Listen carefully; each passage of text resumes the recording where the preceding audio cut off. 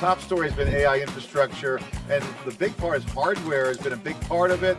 The acceleration of AI is coming down from the chips, big large-scale AI factories that's enabling all the growth at the agentic level, of course, AI native applications, and the company here making it happen. Jensen, just 2 weeks ago at Computex, say storage is the critical path for my compute. And what you're seeing is GPUs getting underutilized unless you have the right networking infrastructure as well as the right storage infrastructure.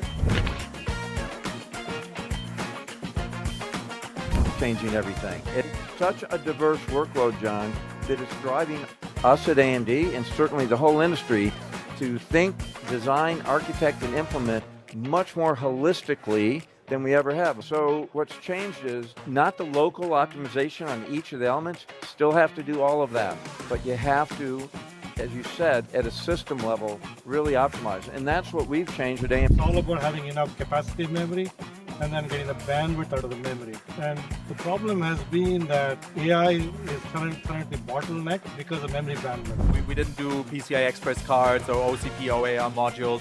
We went straight to compute trays. That allowed us to immediately put 72 of our chips in one box, exactly the same amount of chips as an NVIDIA system.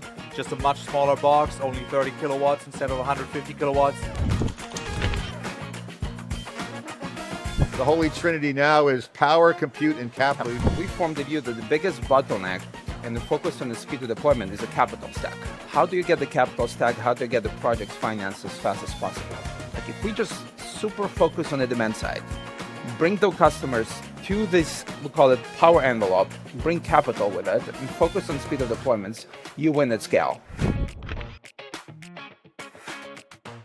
If you look at the AI stack and what part is being commoditized, the applications and code are clearly getting more and more commoditized. What ends up being durable is your knowledge, your context, your meaning, your ability to connect up all the different intelligence and data that's sitting inside all the different silos of your business, and then making that available to your agents. Now at the inference, as we go in last year into this year, inference phase into agentic inference, it's exploding even more. Storage is actually a whole new storage tier is being created to extend the memory of the system. So I almost call it the intelligence layer is now being housed on storage. And sovereignty is a technical and business model opportunity for an organization, country, or region. And of course, controlling the knowledge and the intellect that is the new moat. The data, it drives intellect, and that's what we're seeing here at Raise.